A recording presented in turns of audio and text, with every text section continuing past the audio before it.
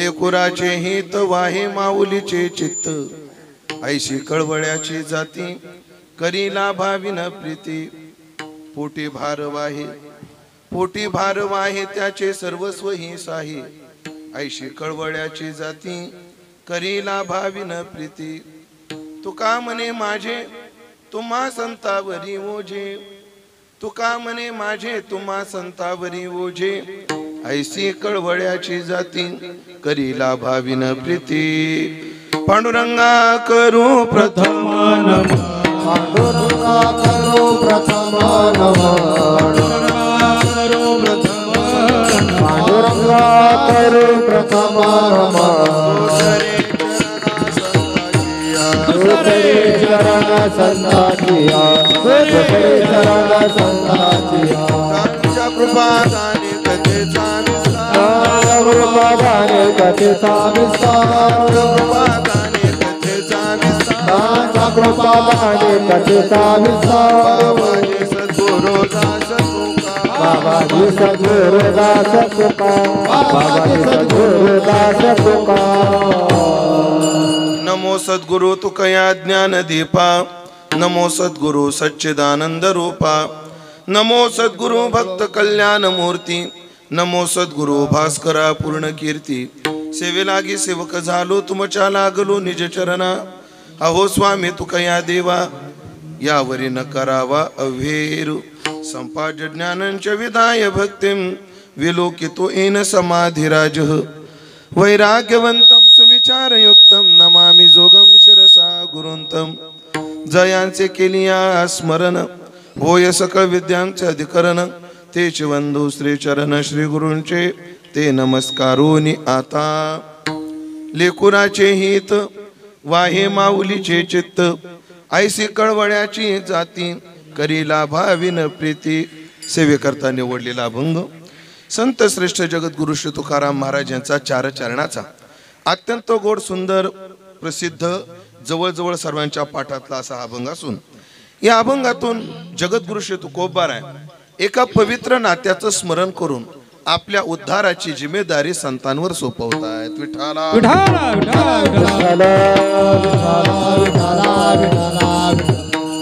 उपस्थित सर्व भाविक सज्जन वैष्णव गुणीजन महाराज मंडळी तथा मोरे परिवाराचे आप्त इष्ट सगळे सोयरे या सर्वांच्या उपस्थितीमध्ये परमात्म्याच्या पावन दरबारात या ठिकाणी आज आपण जी चिंतन सेवा करतो आहोत त्या चिंतन सेवेचं निमित्त ज्यांना 1 वर्षापासून वैकुंठवासी म्हणावं लागतं अशा वैकुंठवासी गंगा भागीरथी हिराबाई वामनराव मोरे यांच्या प्रथम पुण्यस्मरणाच्या निमित्ताने वर्षश्राद्धाच्या निमित्ताने या ठिकाणी या कार्यक्रमाचं आयोजन त्यांच्या पश्चात असणारा त्यांचा सर्व परिवार त्यांची 3 मुलं आदरणीय ज्ञानेश्वर भाऊ वामनराव मोरे असतील आदरणीय हरिभक्तीपरायण सुनील भाऊ मोरे असतील अरुण भाऊ मोरे असतील त्याचप्रमाणे त्यांच्या 2 मुली आदरणीय मीनाताई ज्या इंद्रजित राव बरोबर ना दिलीपराव डुंबरे यांना दिलेले आहेत त्याचप्रमाणे सविताताई ज्या महेंद्रराव ढोमसे यांना दिलेले आहेत तथा सर्व मोरे परिवार या परिवाराच्या माध्यमातून या कार्यक्रमाचं आयोजन केलं आणि त्यातील कीर्तनाची सेवा माझ्या वाट्याला हरिभक्तीपरायण आमचे रामदास बाबा मोठे नर्मदा सेवक आहेत आदरणीय रामदास बाबा यांच्या आज्ञेतून ही सेवा मला प्राप्त झालेली आहे. तरी ज्ञानोबराय तुकोबाराय जशी बुद्धी देतील आणि सूर्य भगवान आपल्यावर जशी कृपा करतील त्या अनुषंगाने हे चिंतन सेवा करायची आहे. कीर्तन कोणी मला म्हटलं महाराज तुमचं भांडून लयच लवकर संपलं तरी चालेल पण 12 सव्वा 12च्या पुढे आपल्याला जायचं नाहीये कारण उष्णता खूपच आहे त्याची जाण आहे. तुम्ही म्हणाल महाराज तुमचं बरं आहे तुम्हाला फॅन तरी आहे आम्हाला फॅन सुद्धा नाही पण तो फॅन मला काय आहे कारण तुमच्यापेक्षा मला गरमी जास्त आहे कारण जवळजवळ मी 1 फुटानं सूर्याच्या जवळ आहे. प्रकाश भाऊ मी 1 फुटानं जवळजवळ मी काय आहे सूर्याच्या जवळ आहे आणि तुम्हाला नुसता गरमीचाच घाम आहे मला गरमी व चरबीचा घाम आहे ही एक माझी अडचण आहे म्हणून हे फॅन लावलेत हे जर लावले नाही तर मला तिथून हलवावं लागलं अशी अडचण आहे. पण चला पण तुमचाही विचार करणार मी काळजी नका करू अगदी नियोजित वेळेत चिंतन सेवा पूर्णत्वाकडे नेऊ. ही चिंतन सेवा पूर्णत्वाकडे नेत असताना या ठिकाणी उपस्थित सर्व वैष्णव गुणीजन महाराज मंडळी आम्हाला गुरुस्थानी असणारे आमचे ज्येष्ठ गुरुबंधू आदरणीय प्रकाश महाराज असतील, आदरणीय हरिभक्तीपरायण आमचे उत्तम महाराज आहेत, त्याचप्रमाणे आदरणीय हरिभक्तीपरायण अक्षय महाराज आहेत, त्याचप्रमाणे मृदंगाची साथ देण्याकरता नाशिक जिल्ह्यातील वारकरी संप्रदायातील एक ख्यातनाम मृदंगाचार्य आमचे ओंकार महाराज रायते, त्यांची सन्माननीय उपस्थिती आहे. गावातील भजनी मंडळी समस्त आहे. आणि आज योगायोगानं माझ्यासोबत आलेले वैकुंठवासी गाथामूर्ती बोधे बाबा यांची विद्यार्थी सांभाळण्याची परंपरा सांभाळण्याचं सौभाग्य ज्यांना प्राप्त झालं असे आदरणीय हरिभक्तीपरायण प्रमोद महाराज ठाकरे, गाथामूर्ती अख्खा गाथापाठ आहे असे प्रमोद महाराज ठाकरे ते या ठिकाणी आलेले आहेत. त्यांच्याविषयी सद्भाव व्यक्त करतो. प्रकाश महाराज असा एक शास्त्र संकेत, आपण हाती घेतलेलं काम, आपण चालू केलेला यज्ञ देवापर्यंत पोहोचला याची पावती काय, त्याच्या काही पावत्या सांगितल्या. आपल्या उत्सवात अचानकपणे पाऊस येणं म्हणजे आपण केलेला यज्ञ देवापर्यंत पोहोचला याची ती काय आहे, पावती आहे. आणि अपेक्षा नसताना अचानक एखादा महात्मा येणं म्हणजे आपला यज्ञ पूर्णत्वाकडे जाण्याचा संकेत आहे. मला वाटतं आज या मोरे परिवारांनी जो ज्ञान यज्ञ आरंभिलाय आपल्या आईच्या स्मृतीला अभिवादन करण्याकरता, त्याकरता अचानकपणे आलेला साधू म्हणजे आमचे प्रमोद महाराज आहेत. नक्कीच देवापर्यंत ही सेवा गेली असावी अशी खात्री आहे. टाळकऱ्यांचे सर्व टाळकरी आहेत आणि टाळकरी आमच्या मनाजोगी आहेत. टाळ खणकेत आणि वाजवतात बी जोरात. नाही तर गावोगावी काट्याच्या आणीवर वशविले 3 गाव, 1 वसाड 2 वसेची ना. गावोगावी टाळकऱ्याची अशी पंचायत असते, ज्यांना तालात वाजिता येतो ते वाजवित नाहीत आणि ज्यांना वाजिता येत नाही ते ढिल्ले पडत. मला ताप होतो. हो, कोण्या क्षेत्रात असायचं, गाणारे जे प्युअर असतात ते माग सरकतात आणि काय काय ठिकाणी बेसुराला असा जोर येतो. आता काय सांगावं, इथं तसा योग नाही, आमचं भाग्य आहे. टाळकरी ते टाळ हे जे घोडा वाजती टाळ आहे ना, असं गणित आहे. आणि टाळकऱ्यांना सांगतो वादच नाही, टाळ मस्त आहेत. आणि ग्रामस्थ मंडळी माझे एक ऐका, काय ऐका, एखादा टाळ जर फुटला या टाळकऱ्याकडून तर काही म्हणू नका त्यांना. म्हणून मस्त टाळ टाळकरी तुमच्या सगळ्यांच्या साक्षीने करू आपण अभंगाचे चिंतन. विठाला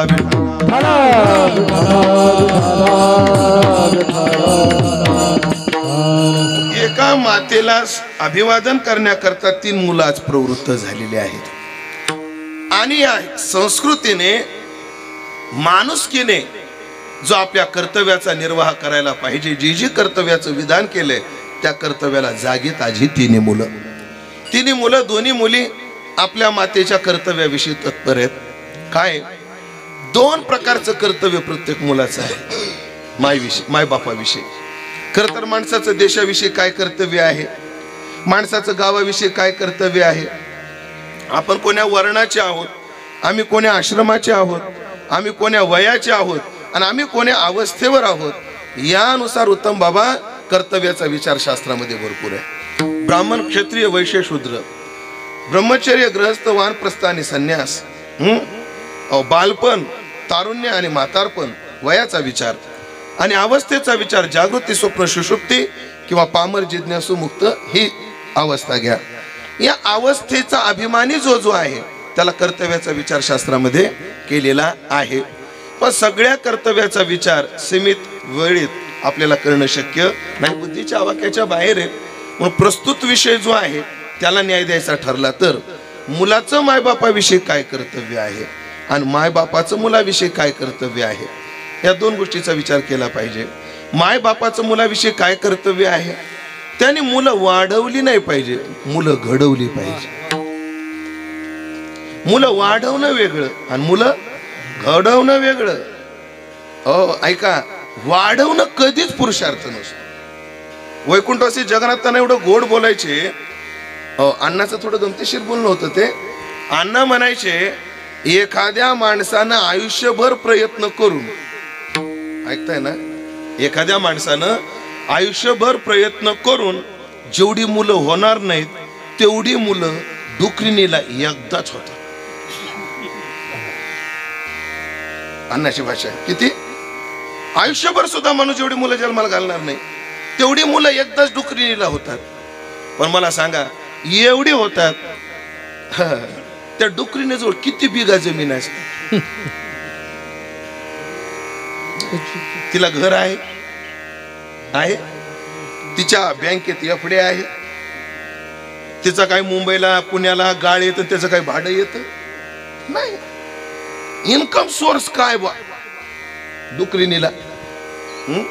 काहीच नाही. ग्रामपंचायत आपलं गावाची जी घाण सोडली तर तिचं भांडवल काय? कोणाचं? त्या डुकरीने काय भांडवल? पण कोणताच आज बरं विशेष आहे, आता माफी मागून बोलतो, डुकरीनेच्या सगळ्या पिलाचा भार डुकरीने घेते. डुकराला काय घेणं देणं? डुकर तिकडे जातं, वडापाव खाऊन येतं, आपलं ते तिकडे जातं, तिकडे ढाब्यावर जगून येतं. काही संबंध आहे का? एकटी किती पोचते? 20 पोराला ती वाढवू शकते. मग तुम्हाला एकच पोरग वाढवायचं काय टेन्शन आलं? काय टेन्शन आलंय आम्हाला घेण्या देण्याचं? म्हणून मुलं वाढवणं पुरुषार्थ नाही, मुलं घडवता आली पाहिजे. मुलं वाढवण्यापेक्षा घडवणं फार महत्वाचं आहे.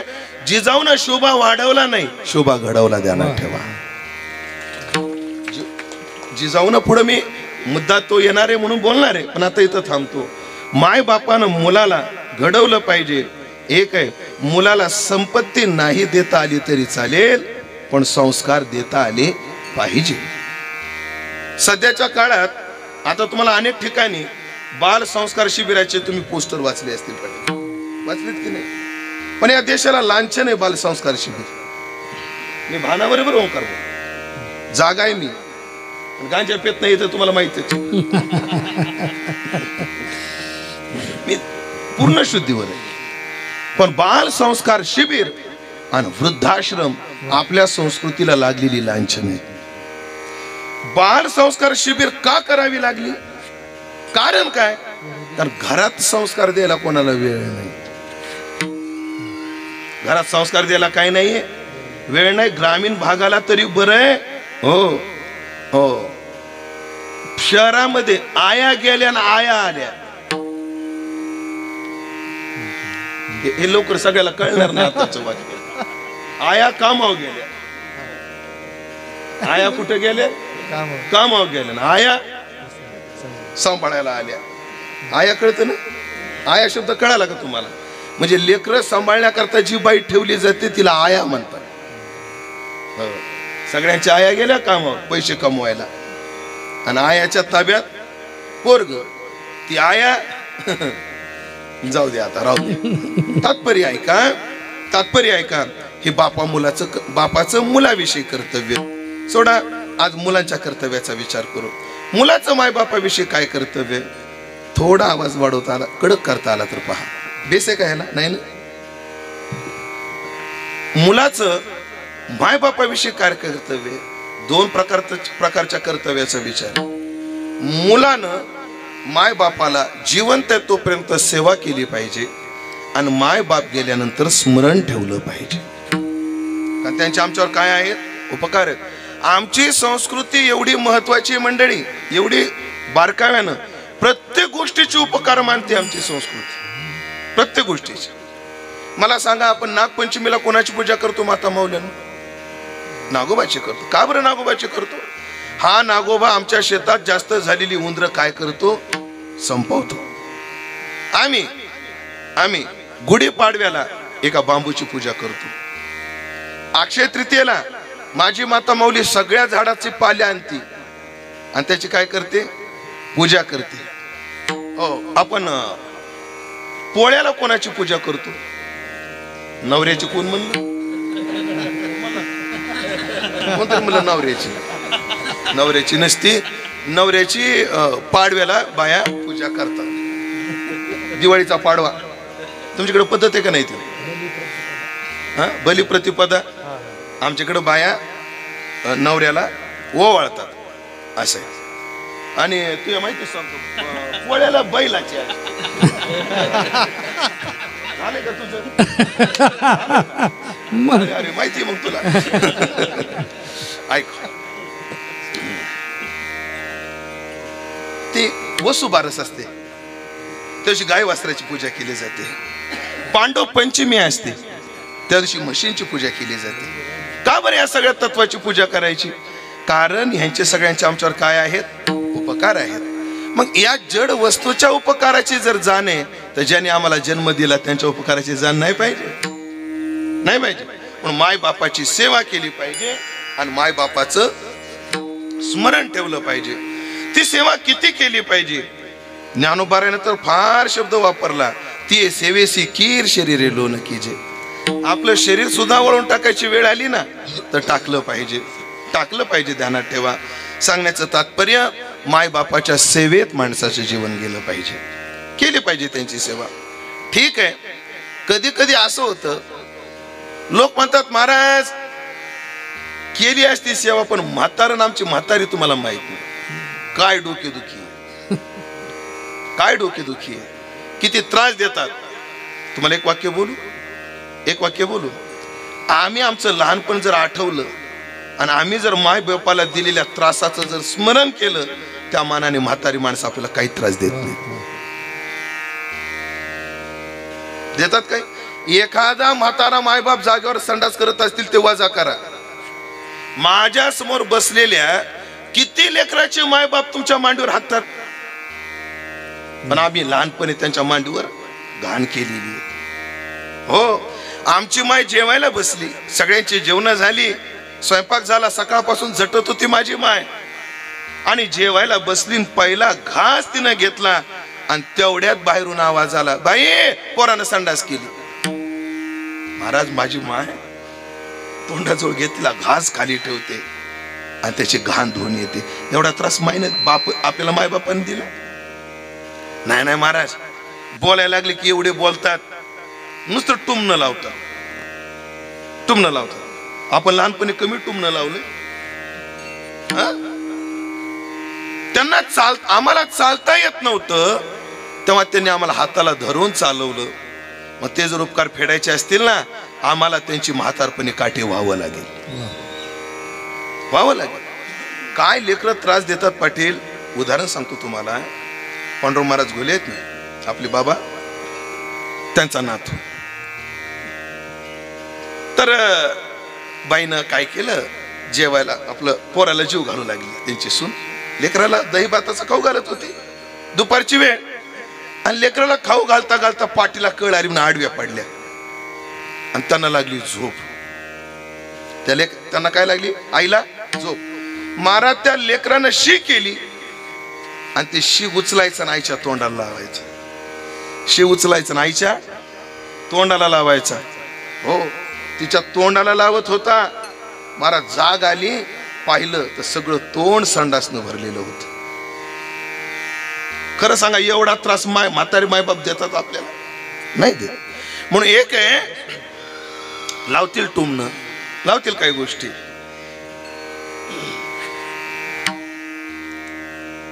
आता शूटिंग चालू नाही, एक वाक्य बोललो असतो अजून, थांबवतो माझ्या वाणीला. ऐका, माय बापाच्या उपकारा करता जर त्यांनी आम्हाला एवढं सांभाळून घेतलं असेल, तर आम्ही किती सांभाळलं पाहिजे. त्यांनी आमचं बोबडं बोलणं समजावून घेतलं असेल, तर आम्ही म्हातारपणी त्यांचं ऐकलं तरी पाहिजे. त्याने आम्हाला हाताला धरून चालायचं शिकवलं असेल, तर त्यांचा कल जाऊ लागला तर आम्ही हाताला धरलं पाहिजे. डॉक्टरनं सांगितलं, बाई तुझ्या पोराच्या पोटातलं आलंय, हे खाऊ नको, ते खाऊ नको. तिला सांभाळलं का नाही? सांभाळलं का नाही? किती सांभाळते माय लेकरू पोटात असल्यावर. आंबट खात नाही, तिखट खात नाही, जास्त उष्ण खात नाही, आणि कधीपासून खात नाही? गर्भ राहिल्यापासून. मी डॉक्टरच्या हाताखाली 1-2 वर्ष काम केलेला माणूस आहे, म्हणून मला बऱ्या काही गोष्टी माहिती आहेत. ज्या बायना दिवस उन्हाळ्यात जातात ना, म्हणजे मे मध्ये ती ज्या बायला दिवस गेले, त्या बायला आंबा खाता येत नाही बुवा. जो आंबा वर्षातून येतो एकदा, डॉक्टर बाई आंबा गरम आहे खाऊ नको, चिकू गरम आहे खाऊ नको, असं खाऊ नका, हे करू नका, ते करू नका. किती सांभाळते. अरे मायबाप म्हातारे झाल्यावर आम्हाला सांभाळायचं नाहीये, फक्त त्यांच्या पथ्य पाण्याचा आनंद द्यायचं. आणि खरं सांगतो तुम्हाला, माय बापाच्या खरंच पोराकडून अपेक्षा लय नाही. आमच्या खूप अपेक्षा होत्या माय बापाकडून. आम्हाला शाळेत जाताना बाईक पाहिजे होती, शाळेत जाताना आम्हाला सायकल पाहिजे होती. कोणाच्या जीवावर? बापाच्या जीवावर. आम्हाला कपडे पाहिजे, कोणाच्या जीवावर? बापाच्या जीवावर. महाराज आत्ता तुम्ही माय बापाला विचारा त्यांची तुमच्याकडून किती अपेक्षा आहे.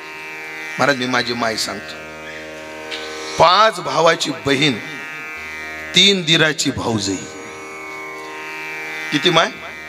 5 भाऊ माझ्या आईला. मला 5 मामा आहेत, 5. आणि चुलते किती आहेत? 3. म्हणजे 5 सख्खे भाऊ, 3 सख्खे दीर असताना सुद्धा माझ्या माय बापाला रस्त्याच्या कडाला झाडाखाली 4 महिने संसार करावा लागला. 4 सूत गिरणीमध्ये 18 तास माझी माय उभी राहायची. तेव्हा आमची चूल संध्याकाळी पेटत होती. खूप कष्ट केले. खालच्या समाजाची लोक वरच्या समाजाचे माणसाचे कपडे घालायचे जुन्या काळात. पण मुसलमानाच्या बाहेर टाकून दिलेली साडी माझी माय नेसत होती. 2 साड्या घ्यायच्या, त्या फाडायच्या, जोडायच्या आणि मग अंगभर कापड. आजची स्थिती सांगतो, तिच्या आशीर्वादानं, कोणाच्या? तिच्या कष्टाच्या आशीर्वादानं, माय बापाच्या आशीर्वादानं मी महाराज आहे. माझा एक भाऊ वकील आहे, चांगली वकिली करत होती, चांगली वकील. एका भावाकडे 2 टेम्पो आहेत. प्रमोद महाराजाला आमच्या घरचं सगळं माहिती आहे. अति श्रीमंत आहे असंही नाही, पण खाऊ पिऊन बरं आहे. पण आता कधी गेलं ना, आईला विचारलं ना का तुला काय आणायचं, ती काही मागतच नाही, मागतच नाही. मला वाटतं माझ्या मायनं म्हणावं मला अशी साडी आण, मला तशी साडी आण. का तिची ती हौस काय राहिलेली, तिनं आमच्या करता त्या हौशीची बळी दिलेला आहे वाटतं. पण कधीच आणू देत नाही. पण मी भीतीचाच पोरगा आहे. कोणताही सण असो मी तिला विचारतच नाही, डायरेक्ट साडी हातात नेऊन देतो. एवढंच नाही, मी रस्त्याला निघालो आणि साड्याच्या दुकानावर जर एखादी चांगली साडी दिसली आणि मला जर वाटलं माझ्या मायला ही साडी पाहिजे, मी गाडी तिथं उभी करतो आणि ती साडी घेतो आणि आईला, आई एवढं म्हणते अरे आता का साड्यात मला जाळायचंय का? म्हणजे एवढं नाही अक्का, एकदा निसून जरी तू फेकली की माझे पैसे मिटले. हो, सांगण्याचं तात्पर्य काय, जर त्यांनी आमची लहानपणी एवढी सेवा केली असेल तर त्यांची सेवा करणं आमचं काय आहे? कर्तव्य. चला, सेवा विषय झाला. पण शरीर आहे, मृत्यू लोक आहे. आया है सो जाएगा, राजा रंक फकीर तुकोबाराय म्हणतात, मिळते काष्टे लोटता पूर आणि आदरे दूर होती खल्लाडी. या लोकांचं नाव मृत्यू लोक आहे. या मृत्यू लोकांमध्ये प्रियाचा वियोग आणि अप्रियाचा संयोग हे अपरिहार्य आहे. जे फार गरजेचे वाटतात त्यांचा काय होतो? वियोग होतो. आणि जे कधीच भेटू नये वाटतात ते भेटल्याशिवाय राहत नाही. तुकोबाराची महिला मंडळ पुढे सारखा, चला पुढे सारखा, पुढे सारखा. पुरुष मंडळी सारखा, तुम्ही पुढे पुढे. हो सारखा.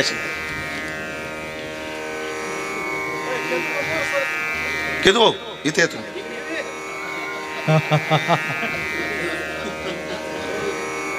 पुढे बस गणू. केदू भाऊ तुम्ही इथं बस, इथं बस, इथं बस, फायदा आहे. चला, मिळती काष्टे लोटता पूर, प्रियाचा वियोग आणि अप्रियाचा संयोग हा मृत्यू लोकाचा नियम आहे. इथं जी हवेशी वाटतात ती जातात आणि जी नकोशी वाटतात ती राहतात. काय काय लोकांची मरणाची वाट गाव पाहतं, पण त्याला करडीला किडा नाही, मक्याला पिडा नाही. अशी काही माणसं आहेत. ते मेल्याशिवाय गावाचा काय होणार नाही. ते तुमच्याकडे शब्द आहे का नाही मला माहित नाही. गाव उजागरच येणार नाही बा ते मेल्याशिवाय. उजागर शब्द आहे तुमच्याकडे नाही का? म्हणजे प्रगती पथावर येणार नाही, त्याला आमच्याकडे उजागर म्हणते. उजरागती का उजरागतीच येणार नाही, पण असे मरत नाही. आणि ज्यांच्यावर अख्ख्या कुटुंबाची जिम्मेदारी आहे असे गेल्याशिवाय राहत नाही. किती उदाहरणं देतो तुम्हाला. महाराज जालना जिल्हा आहे, तिथे लॉकडाऊन मध्ये घडलेली घटना आहे. तर 3 पोरं पुण्याला राहणार. एक गावाकडे शेती करतो, 2 पुण्यामध्ये राहतात. एक 25-26 वर्षाचा पोरगा, एक 22-23 वर्षाचा पोरगा आणि एक 20-21 वर्षाचा पोरगा. दोन्ही पोरं पुण्याची. घरी आली लॉकडाऊन मध्ये सगळे घरी गेले होते.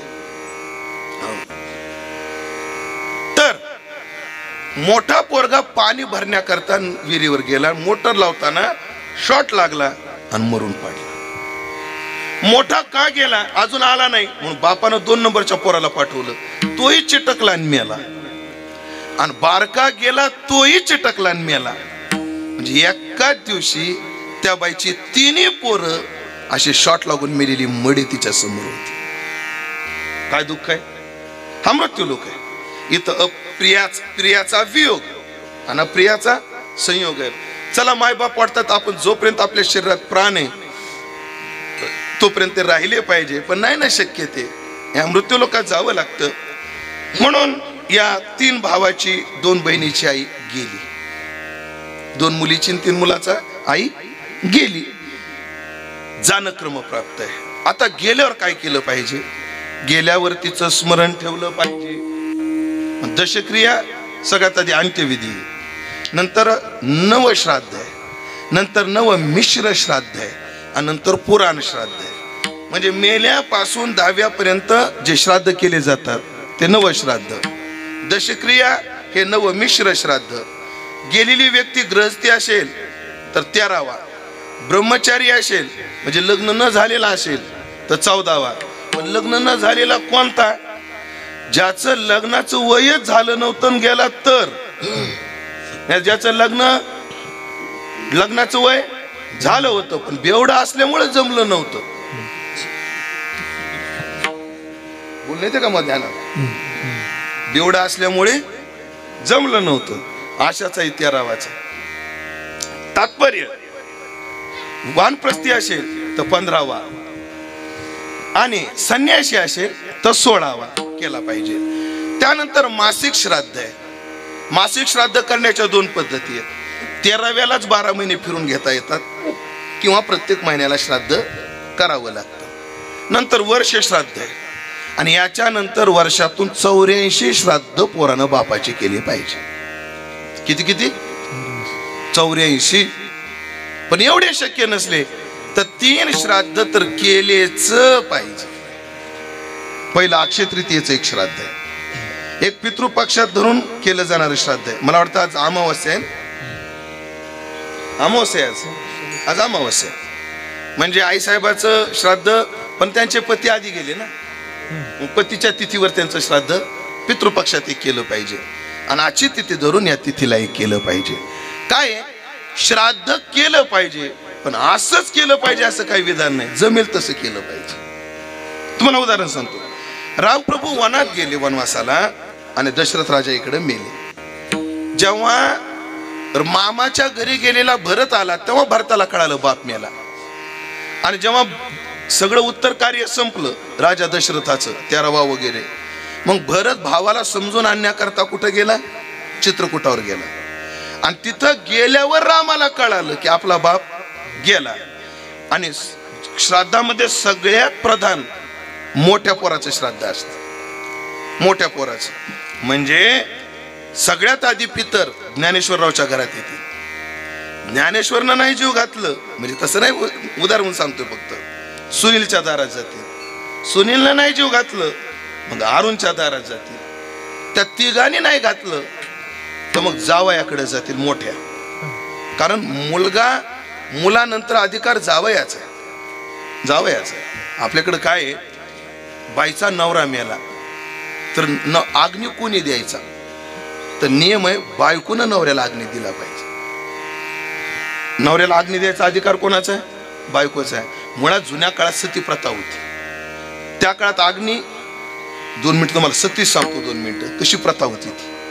सती प्रथा, प्रकाश भाऊ आधी त्याचं वाण घ्यावं लागतं सतीपणाचं, की मी सती जाणार. आणि जेव्हा सती जाणारी जाहीर केलं तिनं की सगळ्या गावातल्या बाया तिची पूजा करतात, तिचा सत्कार करतात. आणि जेव्हा पती जातो तेव्हा तिला कळवलं जातं नवरा गेला.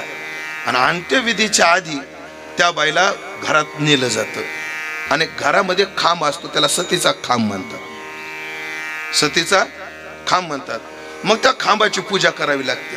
तो सतीचा काय असतो, खांब असतो. त्या खांबाची पूजा केल्यावर त्या खांबाची आरती ताटात घेऊन करायची नसते. तो हात असा करायचा आणि त्याच्यात कापूर टाकायचा आणि कापूर टाकून तिनं तो खांब ओवाळायचा आणि तसाच जळका कापूर घेऊन नवऱ्याच्या प्रेताच्या माग स्मशान भूमीपर्यंत जायचं. ऐकताय ना? हो.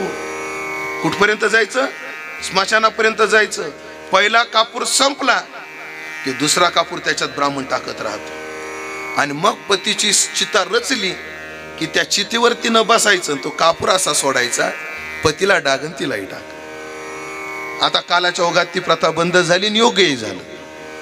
जाऊ दे, मला त्याच्याबद्दल वाहपो करायचा नाहीये. पण पत्नीला अधिकार आहे पहिला अग्नी द्यायचा, पण तेव्हा ती बाई त्या मानसिकतेत नसते, मग तिच्या मोठ्या पोराला अधिकार दिला जातो. आणि जेव्हा एखाद्याला नुसत्या मुलीच आहेत, मुलगा नाही, मग त्याच्या श्राद्धाचा अधिकार त्याच्या जावयाला असतो. म्हणून आपल्याकडे आईचे प्रकार सांगितले. स्वमाता ही माता असते, गुरुमाता ही माता असते, गुरुपत्नी ही माता असते आणि बायकोची आई सुद्धा काय असते? माता असते. हे ध्यानात ठेवा. मग त्यांच्याकडे पण सगळ्यात पहिला मान मोठ्या मुलाचा. मग या 4 पोरामध्ये राम, लक्ष्मण, भरत आणि शत्रुघ्न, यात मोठे कोण? राम. मग रामाला श्राद्ध करणं काय आहे? कर्तव्य. मग राम प्रभू 14 वर्ष वनात होते, तर मग दशरथाचं श्राद्ध त्यांनी कसं केलं? खीर, पापडी, कुरडई, भेंडी, कढी, वडी हे करून केलं का? नाही. नियम असा आहे, जी आपल्याकडे उपलब्धी असेल त्या उपलब्धीने श्राद्ध केलं पाहिजे. नाहीच काही जमलं तर विस्तवावर गुळ टाकायचा आणि पितराचं नाव घेऊन पाणी फिरवायचं, ते सुद्धा श्राद्ध आहे. असंही श्राद्ध होतं. पण कोणाला? ज्याची परिस्थिती नाही त्याला. नाही तर ज्याचं 30 डिसेंबरला पेटीलं तर 29 डिसेंबरला इजत. काय झालं? कधी पेटवायचं? 30 डिसेंबरला. इजत कधी? 29 डिसेंबर. आलं लक्षात तुमच्या? आणि आपली काय परिस्थिती आहे? भाडे नालाय का? तुला मायबापा करता वेळ नाही, मायबापा करता काय नाही. केलंच पाहिजे, झालंच पाहिजे, वादच नाही. पण श्राद्ध केलं पाहिजे, हे स्मरण केलं पाहिजे, हे कर्तव्य. आणि ऐका, हे सगळं करत असताना मी एक माणूस आहे याचं भान ठेवून आत्मउद्धाराचा विचार केला पाहिजे. हो हो. ये साथी आली आहे.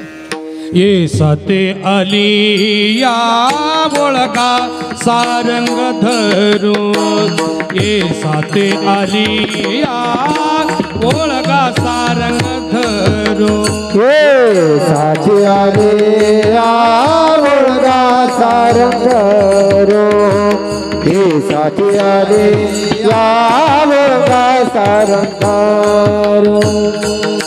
नाही तरी संसार जाईल रया, नाही तरी संसार जाईल रया. कवनाचे मायबाप कवनाचे गणगोत, कवनाचे मायबाप कवनाचे गणगोत. नाही तरी संसार जाईल रया, नाही तरी संसार कोणाचे माय बाप कोणाचे गणगोत, कोणाचे माय बाप कोणाचे गणगोत. माय बापाच्या उदरी आलिया काय केलं पाहिजे याचा विस्तार आपण भरपूर केला. पण ये साथे या संसारात आल्यावर काय केलं पाहिजे हे कर्तव्याचा विचार आहे. देव मिळवला पाहिजे, परमात्मा मिळवला पाहिजे, आणि ते मिळवणं सोपं नाही. हो, मोठी अवघड वाट कोणा सांगावा बोभाट, मोठी अवघड वाट आहे, सोपं नाही. मग नियम असा आहे, अवघड कामं कोणाच्या तरी मदतीने करावी लागतात. याला मी काय उदाहरण देत असतो. दुपारचे 12 वाजले, माता माऊल्यांनो किती वाजले? 12. बाईचं जेवण झालं, घरातल्या सगळ्यांचं जेवण झाली. बाईनं स्वच्छ भांडी धुतली, पुसली, वाळवली, मांडणीमध्ये पालती घालून ठेवली, सगळं किचन आवरलं. गॅस वाटा चांगला स्वच्छ पुसून घेतला, गॅसही चांगला व्यवस्थित पुसला, लायटर कोरड्या जागेवर ठेवलं, रेग्युलेटर बंद केलं. तुम्हाला लईच बारीक माहिती, हे सगळं मला करावं लागत, करणारं कोणी नाही. आणि सगळं किचन मधलं आवरून बाई थोडी बेडरूम मध्ये आडवं पडली, जरा पाठ मोकळी होईल म्हणून आडवी पडली. तेवढ्यात तिचा फोन वाजला. कोणाचा? त्या बाईचा फोन वाजला. पण फोन उचलण्याकरता तिला उठावं नाही लागलं. तिला फोन उचलण्याकरता उठावं नाही लागलं का? फोन हातातच होता तिच्या. फोन काय होता? हातातच होता. वाजला म्हणून तिने असा कॉल रिसिव्ह केला. हॅलो अशी बोलली. तिकडून आवाज आला. तू काय करायला लागलीस? फोन कोणाचा आहे?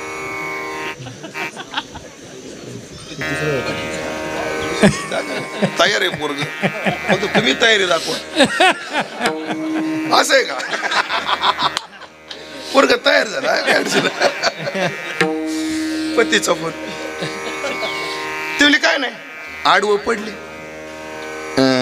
ते धारणगावचे पाहुणे आले होते. मग जेवायचं म्हणतात. आता तुम्हाला सायकोलॉजी सांगतो बायांची स्वयंपाकातली. ऐकून घ्या ब्रह्मचार्याकडून, लय कामी येईन तुम्हाला. लय कामी येईन.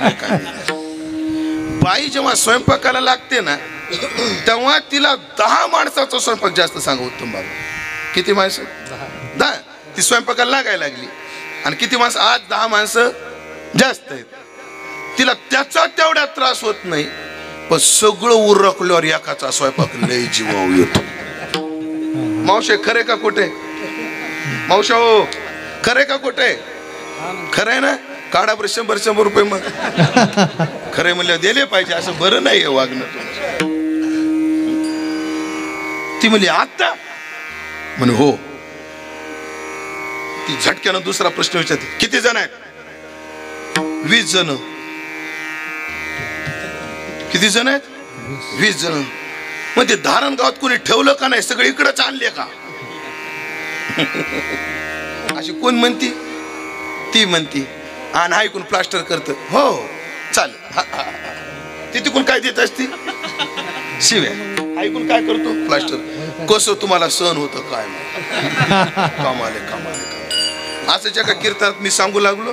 एक जण मला, महाराज तुम्ही ब्रह्मचारी, तुम्हाला एवढं बारीक कसं काय माहिती?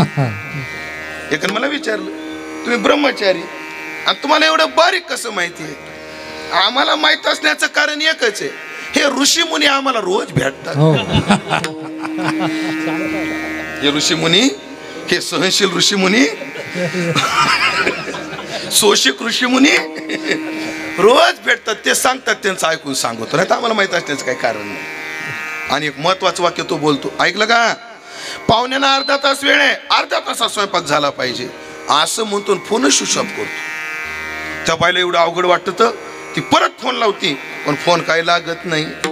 पण स्वयंपाक केल्याशिवाय पर्याय नाही. वेळ किती आहे? अर्धा तास. आणि काम किती आहे? 20 माणसाचा स्वयंपाक. काम सोपं आहे का अवघड आहे? अवघड काम आहे.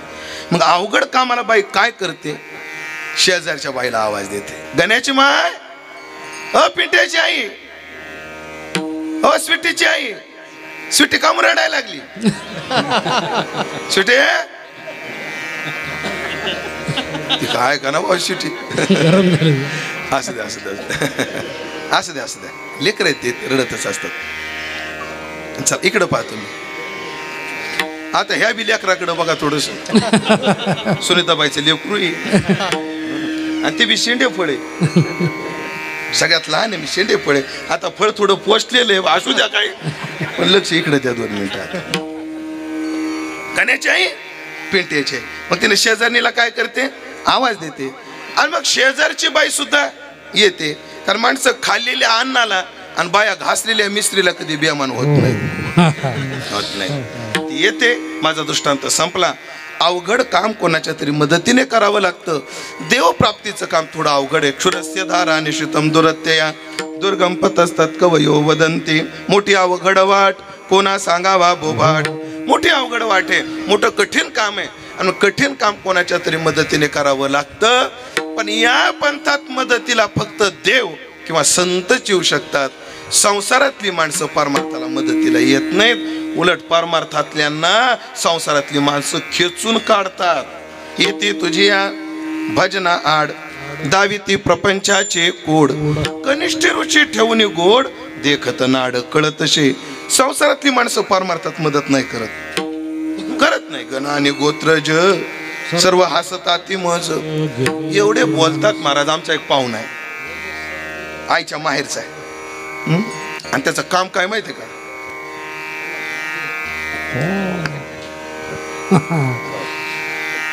तो एक दिवशी आमच्या आईला काय म्हणला,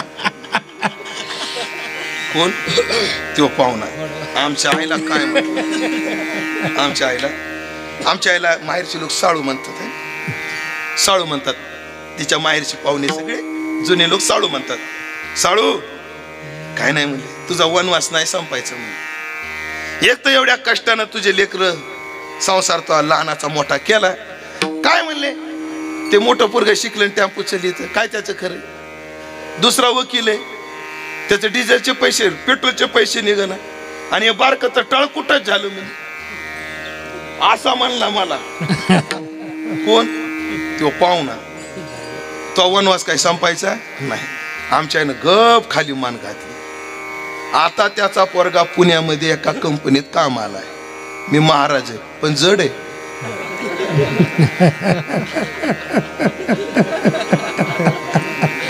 आपलं शरीराच्या वजनानं जड आहे असं मला म्हणायचं होतं. तुम्ही कोण्या अर्थानं घेतलं काय माहिती, पण हे बोलू का, कोण्या अर्थानं घ्या जडच आहे. विठाला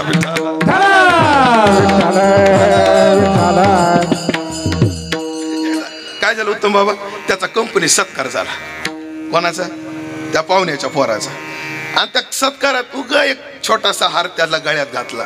तर आमचा पाहुणे मंडळीचा एक फॅमिली ग्रुप आहे व्हॉट्सअपवर, तर त्याचा फोटो टाकला त्याचा. कोणी? त्या पाहुणे. मी माझे फोटो कधी टाकीत नाही, आणि मग मी पण वा जय, मी पण एवढ्याल्या हाऱ्याची 25 फुलं त्याच्या फोटो त्याच्या वरावर टाकली व्हॉट्सअप. आणि जो माझ्या आईला म्हणत होता आता त्याला उठता येत नाही, बसता येत नाही, पोरग विचारित नाही, चला माझी माय बाप म्हातारे आहेत, पण तिन्ही भाऊ माझ्या आई वडिलाची सेवा करतो आम्ही. तिघही करतो. असा एक दिवस नाही आमची आई माझ्याकडं असो किंवा भावांकडे असो तिच्या मनावर असतं. दिवसातून बाबा विचारा पाटीलात आम्ही सोबत होतो. सकाळी निघालो की सकाळी एक फोन, दुपारी एक फोन, संध्याकाळी एक फोन. रोज दिवसातून 3दा आईला फोन करतोच. असो तात्पर्य परमार्थात संसारातली माणसं मदत करत नाहीत, उलट आडवी येतात. महाराज 25 वर्ष झालं मी परमार्थात आहे. रोपे महोत्सव या वर्षी माझ्या परमार्थाचा. बरं आहे ते बी अशा लफंडर लोकांच्या संगतीत नाही, प्युअर महात्म्याच्या सहवास. बोधे बाबा, बंडा तात्या, विठ्ठल बाबा गुले, मारुती बाबा कोरेकर यांच्या सहवासात. आता लहानपणापासून आम्ही सोबत आहेत. 25 वर्ष झालं आमच्या दोघांची मैत्री. ह्यांना विचारा माझ्या वागण्यात काय ऐकण्यात आलं, माझ्या वागण्यात. या गुरुवार्याकडे पाहून ब्रह्मचारी व्रताचं काय केले, व्रत घेतलंय. जास्त तर नाही पण या क्षणापर्यंत सांगतो अजून 7-12 पोर आहे. मरेपर्यंत राहावा एवढा आशीर्वाद द्या. नुसता ब्रह्मचारी नाही, पोर आहे 7-12 ते सांगू. इतर अधिकार बी नाही, बोजा बी नाही आमच्या 7-12.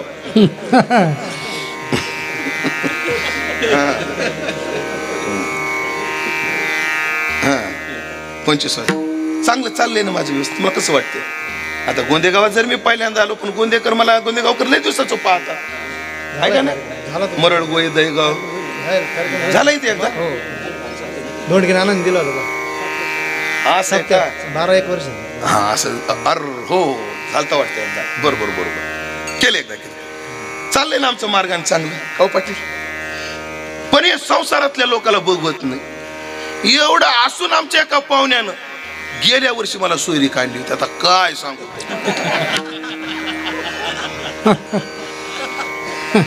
त्याला म्हणलं पाहुणे अहो माझं वय आता 43 आहे, मग तिचं 39 आहे.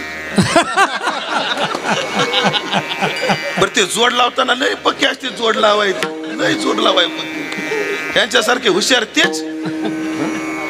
त्यांना मला माझं वय 100, वजन 104 आहे, मग तिचं 98 आहे. त्याला म्हणलं तू का दारू प्याला का डोकशाव पडला, सकाळी सकाळी मला कायला बोर करतो. अरे मी महाराज आहे रे, महाराज आहे. ती बी महाराजीने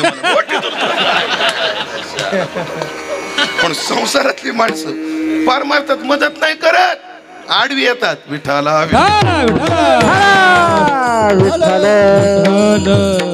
महाराजाच्या पंथावर मदत करायला एकच वर्ग आहे, ते म्हणजे संत. दाते हो दान करा, जाते पंढरपुरा. तुम्ही संत माय बाप एवढा उपकार करा. तुम्ही संत सारे कृपेचे सागर, कृपाळू सज्जन. तुम्ही संत जन, तुम्ही सनकाधिक संत एवढा करा. देवा सांगा आता तुम्ही साधू संत गोमटे ते भार ओझे. असं संतावर कर्तव्याचं ओझ टाकावं लागतं. संतच तो कर्तव्याचं ओझ घेऊ शकतात. म्हणून आज जगद्गुरु तुकोबार आहे, त्या संतांवर कर्तव्याचं ओझ अभंगाच्या. तुका म्हणे आजे माझे माझे, तुका म्हणे माझे, तुका म्हणे माझे. आ आ आ तुका म्हणे माझे माझे, तुका म्हणे माझे माझे, तुका म्हणे माझे, तुका म्हणे माझे.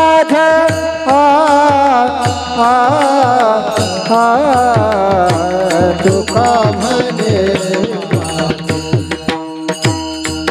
तुम्हा संता भारी बोझे, तुम्हा संता भारी बोझे, तुम्हा संता भारी बोझे. ऐसी कळवळ्याची जाती जाती, ऐसी कळवळ्याची जाती, कळवळ्याची जाती.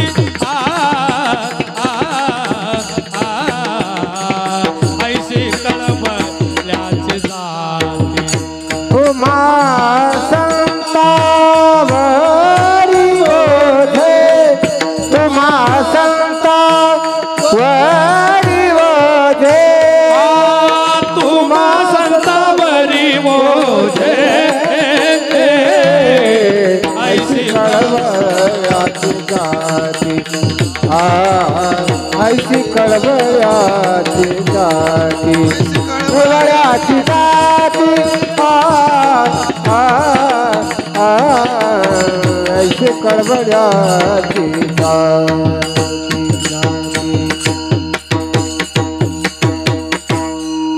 तुका म्हणे माझे, माझ्या उद्धाराचं ओझ, माझ्या कर्तव्याचं ओझ मी पार पडतोय, पण माझ्या उद्धाराचं ओझ मला एकट्याला झेपत नाहीये. वाट फार अवघड दिसते, मला झेपेल असं वाटत नाही. जसं एखादा माणूस वैरण काढायला शेतात गेला, वैरण शब्द कळतो ना, वैरण काढायला गेला आणि तंद्रीमध्ये वैरण जरा जास्त निघाली. वैरण काय निघाली? जास्त निघाली. तर जातवान शेतकरी असं म्हणत नाही आता जास्त झाली, एक पिंडीतच पडू द्या, जेवढी उचलते तेवढी उचलू, बाकीची पडू द्या इथं, असं म्हणतो का? जातवान काय करतो? सगळ्याचा भारा बांधतो, आणि सगळ्याचा भारा जेव्हा उचलायला जातो तेव्हा त्याच्या लक्षात येतं हे आपल्याला उचलण्याजोगं नाही. मग ते आवाज देत. हो म्हणत तुम्हाला शिवच आहे ना, गोंदेगावची शिवच. गोंदेगावकर म्हणणार भाऊ आहे ना, तिकडचे इकडच्यांना, इकडचे तिकडच्यांना आवाज देतात, ओझ उचलू लाग. तर उद्धाराचं ओझ जेव्हा मला उचलत नाही तेव्हा तुका म्हणे माझे, तुम्हा संतावरी ओझे. पण एक सांगू का, एखाद्यावर काम सोपवताना त्याचं जर आपलं जर नातं असलं ना तर काम लवकर होतं. काम काय होतं? लवकर होतं. मला जर मुख्यमंत्र्याला भेटायचं असलं, आजी मुख्यमंत्र्याला जर मला भेटायचं असलं तर मला किती खटपट करावं लागते. अपॉइंटमेंट घ्यावी लागेल, त्यांनी दिलेल्या वेळेत जावं लागेल. तिथे जाऊन माझी सिक्युरिटी काय करील?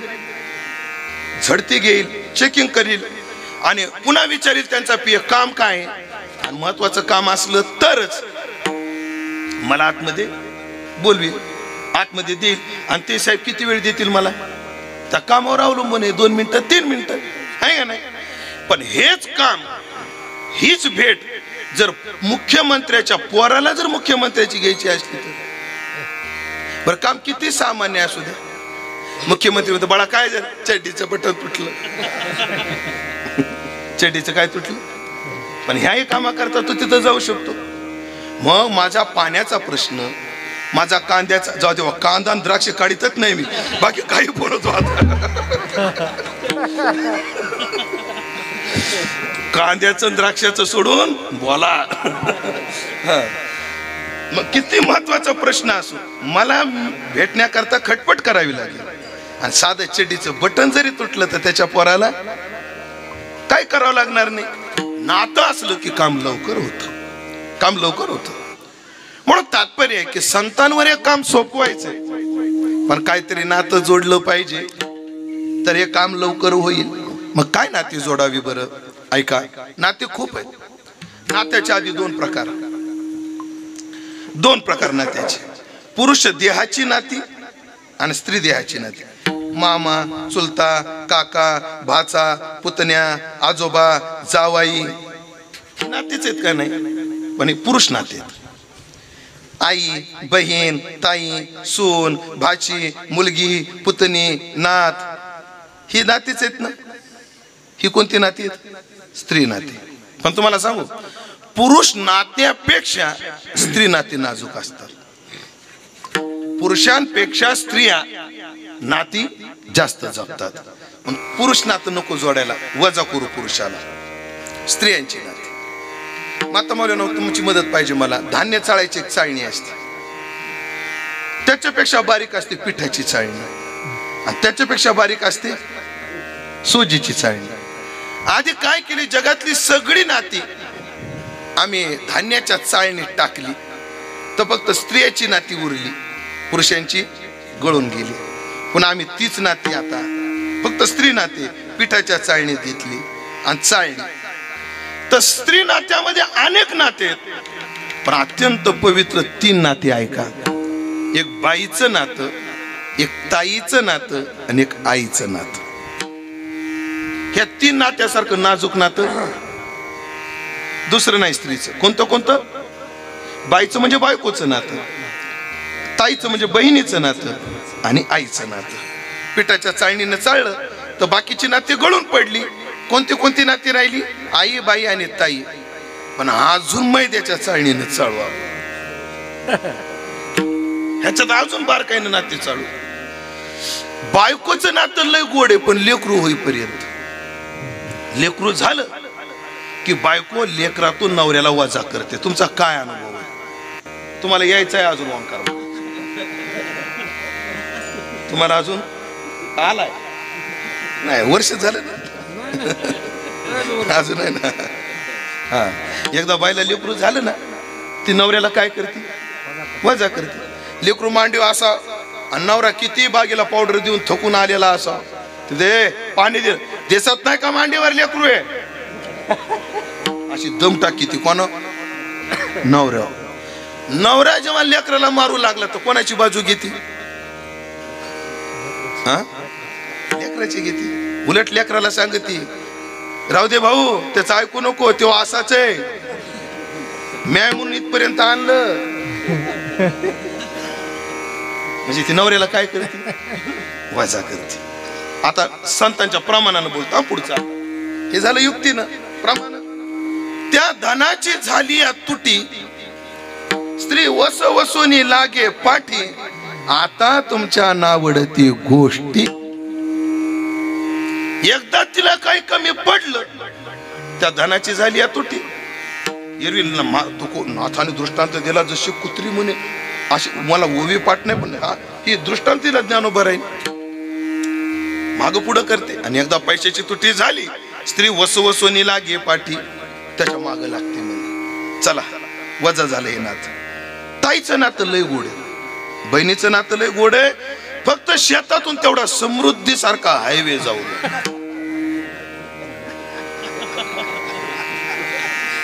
काय जाऊ नये पाटील हायवे जाऊ नये ती झळ तुम्हाला नाही पण जा जरा सिन्नरकडे जरा हिंडा थोडस खरे का खोटे माझे आहे का नाही शेतातून काय जाऊ नये हा जो मोठा चाले धंदा तो बहीण म्हणे दादा पण ऐकलं का मंडळी एकच पवित्र नातं शिल्लक राहत आम्ही धान्याच्या चाळणीनं चाळलं पुरुष नाती गळाली स्त्री नाती राहिली पिठाच्या चाळणीनं चाळलं तर सगळी नाती गळाली आई बाई आणि ताईचं नातं राहिलं पण मैद्याच्या चाळणीनं चाळलं एकच नातं राहिलं ते म्हणजे आईचं.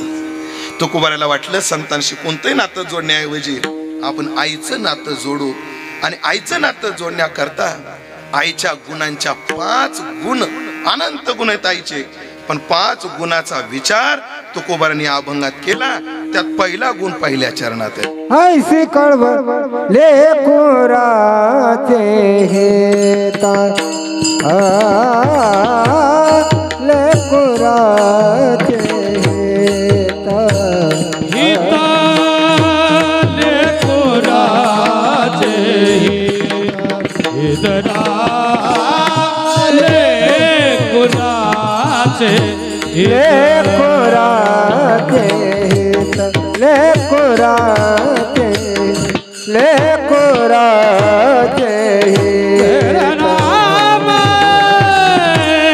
लेकुराचे गीत लेकुराचे गीत लेकुराचे हितरा वाहे माहू लीचे चेता वाहे माऊली चिता वाहे माऊली चिता वाहे माऊली चिता ऐसी कळवळ्या जाती ऐसी कळवळ्याची जा वाहे माऊलीचे चित्ता वाहे माऊलीचे चित्ता वाहे माऊलीचे चित्ता वाहे माऊलीचे चित्ता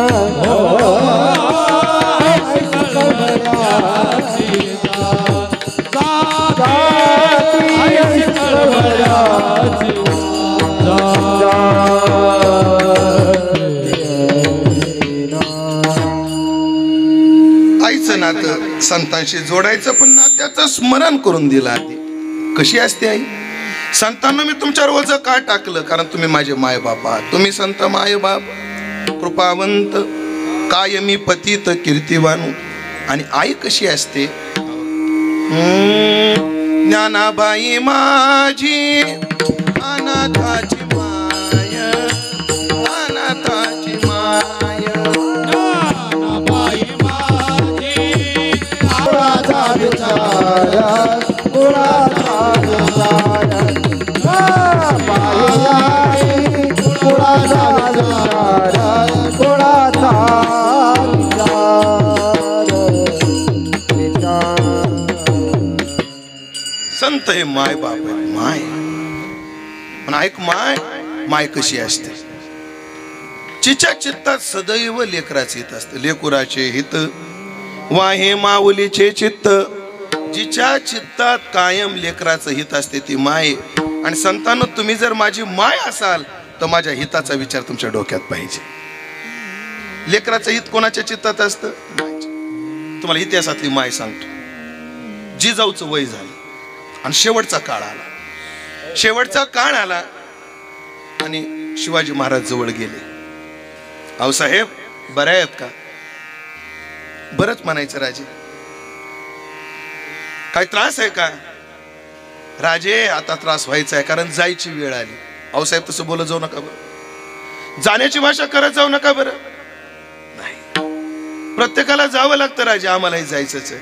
पण राजे, आयुष्यभर तुम्ही आमचं म्हणणं ऐकलं, आता मरता खेपी आम्हाला एक वचन द्या, म्हणजे आम्ही डोळे मिटायला सो मोकळे. असं काय बोलता आऊसाहेब? सांगा ना तुम्ही काही पण काम.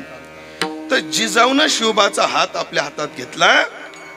लेकराची हित सांगतोय तुम्हाला.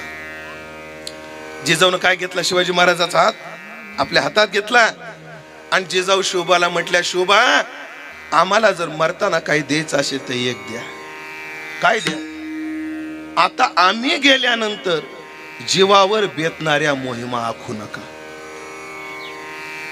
पन्हाळ्याची सुटका जीवावर बेतणारी मोहीम, अफजल खान फाडणं जीवावर बेतणारी मोहीम, पुरंदरचा तह जीवावर बेतणारी मोहीम, लाल किल्ल्यावर जाऊन शाहिस्त्याची बोट तोडणं जीवावर बेतणारी मोहीम, आग्र्यावरून सुटून येणं ही जीवावर बेतणारी मोहीम. अशा अनेक उदाहरणाखातर एवढ्या सांगितल्या. आता जीवावर बेतणाऱ्या मोहिमा आखू नका. आऊसाहेब असं का म्हणता तुम्ही? जिजाऊनं दिलेलं उत्तर मातृत्वाचा परिचय करून देणार आहे. जिजाऊ म्हणले, शोभा जेव्हा तुम्ही अशा जीवावर बेतणाऱ्या मोहिमा आखायच्या तेव्हा तुमच्या जीवाची काळजी घेऊन आंबाबाईला साकडं घालून आम्ही बसायचो. आम्ही गेल्यानंतर तुमच्या जीवाकरता साकडं घालणार कोणी नाही, म्हणून जीवा मोहिमा आखू नका. म्हणजे मरताना सुद्धा कोणाचं हित? लेकराचं. मी लय अलीकडचं बोललोय. आईच्या चित्तात मरेपर्यंत लेकराचं हित असतं, हे अलीकडचं आहे. आईचं मेल्यावर सुद्धा लेकराचंच हित डोक्यात असतं. मुंबईची घटना, सत्य घटना. दादरला कीर्तनात एक बाई 20-22 वर्षाचा मतिमंद पोरगा घेऊन आली.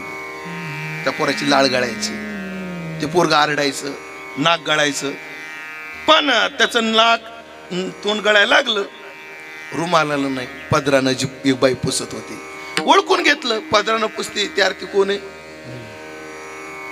त्याचा काही परिचय द्यावा लागत नाही. पदरानं पुसत होती 20-22 वर्षाच्या पोराची लाळ आणि शेंबूड. ते पोरगा कीर्तनात रडायचं, आरडायचं, अधून मधून थोडं रडायचं, काय ते मतिमंदच होत. पण मी त्या विक्षेपाकडे दुर्लक्ष केलं. कीर्तन संपलं. कीर्तन संपल्यावर ती बाई त्या लेकराला घेऊन माझ्या जवळ आली. त्या लेकराची मान पकडली, माझ्या पायावर डोकं ठेवलं. कोणाचं? त्या लेकराचं. आणि मला म्हटली, महाराज या पोराला आशीर्वाद द्या. म्हणलं, ताई ह्याला काय आशीर्वाद देऊ? मला आशीर्वादाचं स्मरण जरी झालं तर माझं हृदय कळवळतो. माय काय लेकराचा आशीर्वाद माग. तिने आशीर्वाद मला मागितला. त्या लेकराची मान पकडली, माझ्या पायावर ठेवली, म्हणली, महाराज याला आशीर्वाद द्या बाबा. म्हणलं, ताई याला काय आशीर्वाद देऊ? त्या बाईनं काय आशीर्वाद मागितला ऐका. ती म्हणली, महाराज मी जिवंत आहे तोपर्यंत मेलं पाहिजे एवढाच आशीर्वाद आहे. मी जिवंत आहे तोपर्यंत हे मेलं पाहिजे. असं का हो बोलता? महाराज माझ्या मागे याचं करणारं कोणी नाही हो. आणि याच्या आधी जर मला मरण आलं ना म्हटली, मला नीट मरण येणार नाही. काय माय असते. आता मी माझी माय सांगतो. 2 वर्षापूर्वी माझ्या भाचीचं लग्न झालं. नवरी वाटू लावली, सगळं जिकडं तिकडं झालं. पाहुणे रावणे घरात होते अजून, पण आमच्या आई रडायला लागली. माझ्या दोन्ही भाऊजया, दोन्ही बहिणी, मला एक सख्खी बहीण आहे आणि एक सख्याच्या पुढची आहे. आता पाटलांच्या घरी आहेत त्या सख्याच्या चौघी दोन्ही बहिणी, दोन्ही भाऊजया जवळ आल्या. नाका तुम्हाला काय रडायला झालं? तुम्हाला छकुलीची आठवण आली का? भाचीला छकुली म्हणतात. म्हणजे नाही. मग तुम्ही रडता का? आमची आई आमच्या भाऊजाईला आणि बहिणीला म्हटली, मी मेल्यावर माझ्या पिंडाला कावळा शिवणार नाही म्हटले. असं का म्हणता का तुम्ही? तुमच्या चौघी पैकी एकीनं माझ्या पिंडाजवळ शपथ घ्यावी लागेल, आम्ही महाराजाची काळजी घेऊ, तेव्हा माझ्या पिंडाला कावळा शिवू. अगं तुमच्याकडे बघायला नवरे आहेत, माझ्या महाराजाला कोणी नाही. हे काय? माय माय माय. ह्या श्रावणामध्ये 2 वर्ष होतील. बरं, या श्रावणात किती वर्ष होतील प्रकाश भाऊ? 2 वर्ष होतील. अहमदपूरचं कीर्तन करून संभाजीनगरला येत होतो आणि आंबेजोगाईजवळ घाट नांदूर नावाचं गाव आहे, गोपाळीबाचं गाव. आपल्या गाडी टाटा हॅरियर होती, 110च्या स्पीडनं, सिमेंट रस्ता. गाव जवळ आलं आणि पाऊसचे दिवस होते, मुरुम वाहून गेला आणि रस्ता एकदम बंद झाला आणि खटकी तिथं 1.5-2 फुटाची. सिमेंटाच्या खटक्याला मोठ्या येतात खटकी. 120च्या स्पीडची गाडी 1.5-2 फुटाच्या खटकीहून उडाली आणि अशी आदळली. रात्रीचे 1:30-2 वाजले होते. इयर बॅग ओपन झाल्या एवढी आदळली गाडी, एवढी आदळली गाडी. धूर धूर धूर. मला वाटलं गाडीनं पेट घेतला. मी पटकन ड्रायव्हरला म्हटलं, मी अशोक पटकन खाली ये, गाडीचं काय हो. खाली उतरलो आम्ही, पण गाडीनं पेटही घेतला नाही आणि तुमच्या सगळ्याच्या आशीर्वादानं मला खर्चटलं सुद्धा नाही. तरी माणूस घाबरतं का नाही तशा प्रसंगाने? नारदाच्या गादीवर खोटं सांगणार नाही. त्या ओढ्यात माझा फोन वाजला. एवढ्या रात्री फोन करणार कोण आहे? फोन काढून पाहिला तर माझ्या आईचा फोन होता. कोणाचा फोन होता? आईचा फोन होता. आईचा फोन पाहिला आणि मला रडायला आलं. पण मी आवरलं. म्हटलं मी जर आता रडलो, ही स्वतः झोपणार नाही, घरात कोणाला झोपू देणार नाही. फोन उचलला. काय झाला का? एवढ्या उशिरा फोन का केला? आणि माझ्या याने वाक्य उच्चारलं, तू कसा आहेस? मला काय झालं आता? नाही रे, अर्धा तास झालं म्हणे माझं मन नुसतं बेचैन झाले, मला तुझी आठवण येते. मी सगळं आवरलं. आम्ही मी खूप चांगला आहे. सकाळी फोन केले, झोप राहतो तू शांत चित्तानं. पुन्हा एक वाक्य बोली, खरंच तू चांगला आहे ना? अरे मी ठणठण येते, मला काय झालं, झोप आता तू. असं म्हटलो, फोन बंद केला आणि ड्रायव्हरचा गळा धरून 10 मिनिटं रडलो. आणि जेव्हा सगळं झाल्यावर, सगळं उरकल्यावर आईला विचारलं, तुला कसं काय कळतं? ती म्हणजे त्यासाठी माय व्हावं लागतं. त्यासाठी काय व्हावं लागतं? माय व्हावं लागतं. माय कोणाला नाही कळत ते. जिचे पिढे बाळ प्राण तियेचा विकळ, लेकुराचे हित वाहे माऊलीचे चित्त. ऐकलं का? आपण परस्पराच्या हिताची काळजी करतो, पण आपल्या करण्यात नाटक आहे. बायको नवऱ्याविषयी प्रेम दाखवते, कधी कधी मावशी भाच्याविषयी प्रेम दाखवते, पण हे नाटक आहे. पण मायचं नाटक नाही, तो काय आहे? तर आईशी कळवळ्याची जाती, तिचा तो स्वभाव आहे. आणि स्वभाव कशाला म्हणतात? कोण्याच परिस्थितीत बदलत नाही, तो आहे. आईशी कळवळ्याची जाती, करी लाभावी न प्रीती, तिची लेकराकडून काही अपेक्षा नसते, फक्त लेकरू सुखी राहिलं पाहिजे एवढीच अपेक्षा असते. ती माय असते. त्या लेकरा करता पोटी भार वाहे आणि त्याचे सर्वस्वही साहे. त्या लेकराचा भार वाहते अंगावर. फक्त 9 महिने 9 दिवस नाही, जोपर्यंत ते लेकरू आनापानाला लागतं तोपर्यंत नाही, तर मरेपर्यंत. ही लासलगावला घडलेली घटना आहे. लासलगावची घटना एक आहे. खूप दिवस झाले, आता 8-10 वर्ष होऊन गेले असतील. पेपरला मी वाचली होती, बरेच दिवस झाले. लासलगावला एक मुस्लिम समाजाची बाई पोरगी डॉक्टरला, एक पोराला घेऊन डॉक्टरकडे आली. डॉक्टर, क्या हुआ मेरे बेटे को? ते डॉक्टर मला, खाला इसके दोन्ही किडन्या खराब हो. त्या पोराच्या दोन्ही किडन्या खराब झाल्या. म्हणजे आता काय करावं लागेल? डॉक्टर म्हणला, बाई एक तर किडनी बदलावं लागेल, नाहीतर डायलिसिस करावं लागेल. समजावून सांगितला खर्च. डायलिसिस काय गरीबाला परवडणार नाही. किडनी. महाराज दुसऱ्या वाक्याला म्हटली, माझी किडनी चालेल का? म्हणे ते तपासावं लागतं म्हटले. तपासल्याशिवाय नाही चालत. ते तपासलं तर त्याची आईची किडनी, रामदास बाबा, मुलाला सूट होणारी होती. लासलगावची घटना आहे तुमच्या. आणि मग 2 ऑपरेशन मोठ थिएटरमध्ये 2 टाकले. हिची किडनी काढली आणि पोरापर्यंत नेणार तोपर्यंत पोराचा जीव गेला. पोराचा काय गेला? जीव गेला. जेव्हा ही शुद्धीवर आली, कोण? माय. तिनं पहिला प्रश्न विचारला, मेरा बेटा कैसा है. डॉक्टरांनी खाली मान घातली. तिची पोरगी बाजूला होती, तिला आवरलं नाही, ती रडली. मायनं ओळखून घेतलं, जाग्यावर जीव सोडला. हो, कोटीभार वाहे आणि त्याचे सर्वस्व हिस्सा आहे. लेकराचं सगळं सण फक्त माय करू शकते. तुम्हाला माहिती एवढं मायचं प्रेम असून सुद्धा मायला मारणारे पोरं आहेत या जगात. आहेत असे नालायक काही की जे मायवर सुद्धा काय उचलतात, हात उचलतात, मारतात. सख्या मायला मारणारी नालायक पैदास या जगात अजून आहे. काय दोष आहे तिचा कोण असतो. मला जे का पोरानं आपल्या बाईला मारलं, असंच तिला मी म्हटलं, नाने का ग एवढा मार खाती त्याचा. हा, तू एक कर, आता कायदे फार कडक निघाले. तू एक अर्ज दे फक्त पोलीस स्टेशनला. कायदे अर्ज दे. ह्याची जागेवर चिरतं का नाही बघ पोलीस स्टेशन. ते म्हणजे मारा, तुम्हाला कळालं तर कळालं, कोणाला सांगू नका. मारील, तोडील, नाही तर जोडील. माय कोण आहे? माझा आहे की माय आहे. त्याचे सर्वस्व ही आहे. संपलं माझं कीर्तन. अशा पवित्र गुणानं जे नातं असतं ते आईचं नातं आहे. संतांनो, मी तुमच्याशी जोडलंय. फक्त आई जसं लेकराचं हित पाहते तेवढं माझं हित पहा. विठोबा रखुमाई, विठोबा रखुमाई, जय जय विठोबा रखुमाई, विठोबा रखुमाई, विठोबा रखुमाई, विठोबा रखुमाई, विठोबा रखुमाई, विठोबा रखुमाई.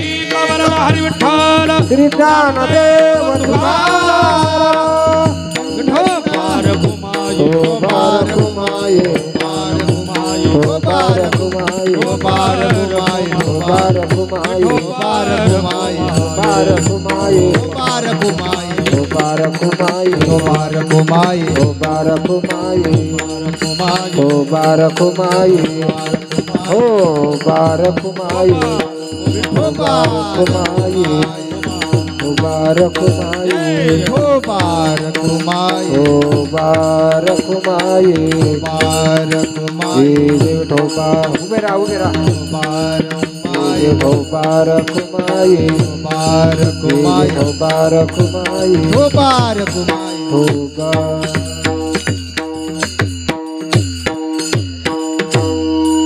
ऐका मंडळी, जेव्हा पुरुष मरतो ना, ऐकताय ना, जेव्हा पुरुष मरतो ना, त्याचं जर लग्न झालेलं असलं ते एका बाईला विधवा करून मरतो. पण जेव्हा एक बाई मरते ना, तेव्हा तिला जेवढी लेकरं असते तेवढ्याला अनाथ करून मरते. त्याला थांबा 5 मिनिटं, थांबा 5 मिनिटं. अनाथ करून मरते. तुम्ही असं का बोलले महाराज? मी नाही बोललो, शास्त्रच असं बोललं. शास्त्र म्हणतं बाप मेला आणि माय जिवंत आहे, तो अनाथ नाहीये. आणि याच्या उलट माय मेली आणि बाप जिवंत असला तरी तो अनाथ आहे. मातृलाभेन सनाथत्वम अनाथत्वम विपर्यये. विचारलं का बरं असा अन्याय बापावर? तो अन्याय नाहीये, तो वृत्तित्वाचा विषय. उदाहरण सांगू याला. माय मेल्यानंतर, आपलं बाप मेल्यानंतर मायला बाप होता येत. तुमच्याकडे उदाहरणं असतील अशी. लेकरं लहान होते, नवरा मेला, तो बाई खंबीर उभी राहिली आणि लेकराचा संसार कडेला लावला. अनेक उदाहरणं तुमच्या भागात असतील, अनेक उदाहरणं की माय बाप लवकर मेला आणि लेकरा लहानच मोठं कोणी केलं? मी अशा बाया पाहिल्या, ट्रॅक्टर चालवतात, रिक्षा चालवतात. आळंदीत आहे का नाही एक बाई, विधवा बाई आहे पाटील, रिक्षा चालवते, 4 पोराचं शिक्षण करते. म्हणजे आईला बाप होता येतं. पण बाप माय जर आधी मेली तर बापाला माय होता येत. हे उदाहरण फक्त तुम्हाला कळेल, ह्यांना नाही कळायचं, तुम्हाला कळेल. जिचा माहेरात नुसता बाप आहे, माहेरात नुसता बाप आहे, ती बापाला लुगडं घे म्हणू शकते, पण बापाला पाठ घास म्हणू शकते का? जरी तुम्ही त्याच्या पोटी जन्माला आले तर बाबा माझी पाठ घासा बरं म्हणता येतं का? नाही. म्हणजे बापाला माय होता येतं का? नाही. याच्या उलट माहेरात जिला माय, तिला मायला लुगडं बी घे म्हणता येतं आणि पाठबिघास म्हणता येतो. लग्न झालेला पुरुष जेव्हा मरतो तेव्हा एका बाईला विधवा करून मरतो, पण जेव्हा एक बाई मरते तेव्हा ती सगळ्या लेकराला अनाथ करून मरते. असंच गेल्या वर्षी हिराबाईंच्या जाण्याने ज्ञानेश्वर, सुनील, अरुण आणि मीनाताई आणि सविताताई 5 जण अनाथ झाली. त्याची माय गेली, कोणाची चुलती गेली, कोणाची मावशी गेली. पर्याय याला, एक मावशी मेली दुसरी असते, एक चुलती गेली तर दुसरी चुलती असते, पण एक माय मेली ना पुन्हा दुसरी माय नसते, माय नसते. म्हणून या 5 जणाला नक्कीच दुःख आहे. पण मी प्रभूला प्रार्थना करेन त्या 5 जणाला दुःख सावरण्याची ताकद परमात्म्याने द्यावी. आणि देवाला विशेष प्रार्थना मीनाताई आणि सविताताई करता करेन. ती काय करेन? खरं तर एक डुंबऱ्यांच्या घरात, एक ढोमशेच्या घरात आहे, सुखी असतील त्यांच्या घरी, वादच नाही. पण खरं सांगा, बाई मायराला कशा करता येते? सोळी बांगडी करता, सोळी बांगडी मिळत नाही. बाई मायरात कशा करता येते? माय बापानं पाठवून हात फिरवला पाहिजे, माझ्या मीनाचं काय चाललंय, माझ्या सविताचं काय चाललंय, आहे ना. लेकीच्या पाठीवर हात फिरवणारे मायबाप पाहिजे असतात. जेव्हा जेव्हा ही मीनाताई सविताताई या गोंदे गावात येतील त्यांना चुलत्या दिसतील, आजी दिसतील, भाऊ दिसल, भाऊजाई दिसल, फक्त माय गेल्या वर्षीपासून दिसत नाही. त्याचं दुःख आहे. प्रभू करावं, करू त्यांना ते दुःख सावरण्याची ताकद द्यावी. आणि सगळ्यांना एवढीच प्रार्थना करतो, मायबाप मेल्यानंतर खूप चांगले कार्यक्रम करता तुम्ही, खरंच करता. पण माझं वैयक्तिक मत आहे बरं, 10वा 13वा वर्षात घरात करा, पण मायबाप जिवंत आहे तोपर्यंत एखादा त्यांचा कार्यक्रम असा समाजात करा. आज काय माहितीये का? आज 3 पोरं आहेत, 2 पोरी आहेत, मस्त कार्यक्रमाचं आयोजन आहे, पाहुणे रावणे आलेले आहेत, पंगत आहे, जेवण आहे, सगळं आहे. पण ही कार्यक्रम जिच्या करताय ती बघणारी हिराबाई नाही, आज ती नाही. म्हणून माझी विनंती राहील, मायबाप जिवंत तोपर्यंत एक कार्यक्रम मायबापाचा जरूर करा. आणि वाटल्यास वर्षश्राद्ध शास्त्रशुद्ध पद्धतीने आपलं घरातल्या घरात करा. या 5 मुलांना एवढीच विनंती करेन की वडील आधीच गेले, वडिलाच्या पश्चात आईचा पदर तुमच्या डोक्यावर होता, तिचा सावली तुमच्या डोक्यावर होती. गेल्या वर्षी ती गेली, पण आता तुम्हाला कोण आहे? तर तुम्हाला भावाला भाऊ आहेत, भावाला बहिणी आहेत आणि बहिणीला भाऊ आहेत. तुम्ही 5 जण प्रेमानं परस्परामध्ये प्रत्येकाविषयी प्रेम धरून राहा आणि आईनं घालून दिलेले चांगले संस्कार पुढे टिकवा. एवढी प्रार्थना करून अभंगावर जे काही बोलू शकलो ते माझ्या वारकरी शिक्षण संस्थेचे संस्थेतील गुरुवर्य माझे गुरुवर्य बंडातात्या कराडकर आणि जिच्या पोटी जन्माला आलो त्या माईची पुण्याई आहे, तिच्या चरणी समर्पित करतो आणि थांबतो. ज्ञानेश्वर माऊली ज्ञानराज माऊली ज्ञानेश्वर माऊली ज्ञानराज माऊली ज्ञानेश्वर माऊली ज्ञानराज माऊली ज्ञानेश्वर माऊली ज्ञानराज.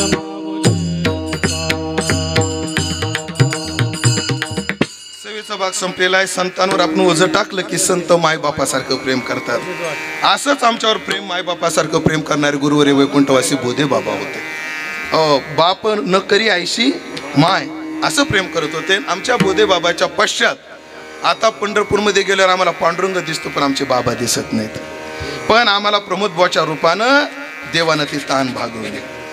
ऐका मंडळी, पंढरपुरात जी विद्यार्थी अभ्यासाकरता राहतात ना, अशा 300 पोरांना किती 300 पोरांना 4 महिने रोज हा माणूस जीव घालतो. 4 महिने रोज, दिवसात 300 आणि रात्री 100. म्हणजे दिवसातून किती माणसाचं? 400 माणसाचं. दिसायला शरीर कसे? हाय अंगावर कडक कपडा, हाय कडक टोपी, हाय काठाचं धोतर, हाय बोटात अंगठ्या, हाय गळ्यात लॅकेट नाही, पण हातात धर्माचं कार्य एवढं हातात घेतलेलं आहे. हो, आणि काय नाही, पावती बुक सुद्धा नाही, कोणाला मागतही नाही. 6-8 महिने जे ते कार्यक्रम करतात त्या कार्यक्रमात जेवढं येतं ना प्रकाश बुवा, तेवढं चातुर्मासात हा माणूस घालवतो. आणि कोणी जर इच्छेनं दिलं, कोणी धान्य रूपानं, कोणी पंक्ती रूपानं. महाराज आमचे गोरठाणकर मंडळी, खूप त्यांचं प्रेम, आमचे दिलीप पाटील आज इथं आलेले डोमशे, या मंडळीचं त्यांच्यावर विशेष प्रेम आहे. वर्षातून त्यांना चातुर्मास चालू झाला की कोणी पंढरपूरला निघालं आणि पाटलांना कळालं तर गावात कोणाकडे टमाटे असो, कोणाकडं गोबी असो, ते काय करतात, त्या गाडीत देतात. उद्या तुम्ही म्हणता, महाराज आमच्याकडे कांद्याची गोणी आहे, पाठवायची का? कांदा लसण नाही, सगळं सात्विक जीवन आहे. म्हणून सगळ्या अंगानं गोठाणकर मदत करतात आणि या सगळ्याच्या मदतीने ते कार्य करतात. असं रोज 300 पोरांना, 300 लेकराची माय. किती? 300 लेकराची माय. कोणाला भूक लागली की त्यांनी प्रमोद महाराजाकडे जायचं. एक आहे, रोज काय पंचपक्वान्न मिळतीलच असं नाही, पण चटणी भाकर खाऊ घातल्याशिवाय ते पुढे कोणाला जाऊ देत नाही. असं थोर काम करणारा आणि जगद्गुरु तुकोबाराची आखी गाथा ज्यांच्या पाठ आहे असे प्रमोद महाराज ठाकरे आज या कीर्तनात आहे. त्यांच्याविषयी सद्भाव व्यक्त करतो आणि सर्वच गुणीजन महाराज मंडळी यांचे आभार मानून सेवेला पूर्णविराम. थोडक्यात चाल घ्यायची का नको? ठीक. आणि शेवटच्या चालीला स्टॉप देऊन सर्वांच्या चरणी विनम्र भाव व्यक्त करून विठ्ठल जय जय विठ्ठल.